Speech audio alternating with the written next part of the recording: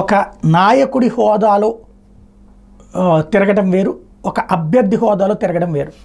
పిఠాపురంకి అభ్యర్థి హోదాలో తిరిగారు పవన్ కళ్యాణ్. ముందు జనసేన నాయకుడిగా వెళ్ళి ఆ పైన అభ్యర్థిగా మారి ఆ తర్వాతన అన్ని ఊర్లు అన్ని ప్రాంతాలు చుట్టేశారు పిఠాపురంలో ఉన్నటువంటిది. ఫైనల్గా ఘన విజయం సాధ్యమైంది.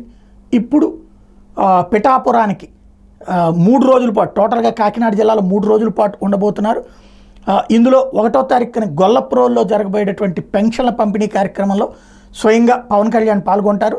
జనసేన నేతలతో కూడా అక్కడ సమావేశం అవుతారు. పిఠాపురంలో ఉన్నటువంటి జనసేన కీలకమైనటువంటి బాధ్యతలు నిర్వర్తించిన అందరితో మీటింగ్ అవుతారు. 2వ తారీఖున కాకినాడ కలెక్టరేట్లో పంచాయతీ, ఇరిగేషన్, అటవీ శాఖ అధికారులతో సమీక్షించబోతున్నారు.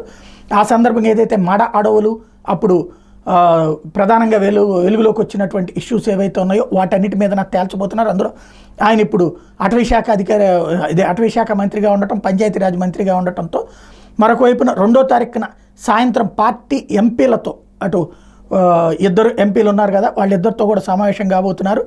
3వ తారీఖున ఉప్పాడ, కొత్తపల్లి తీర ప్రాంతాన్ని పరిశీలించబోతున్నారు. ఏదైతే ఇంతకుముందు హామీ ఇచ్చారు, నేను అధికారంలోకి వచ్చిన తర్వాత పరిష్కరిస్తానని, అక్కడికి వెళ్ళబోతూ ఉన్నారు.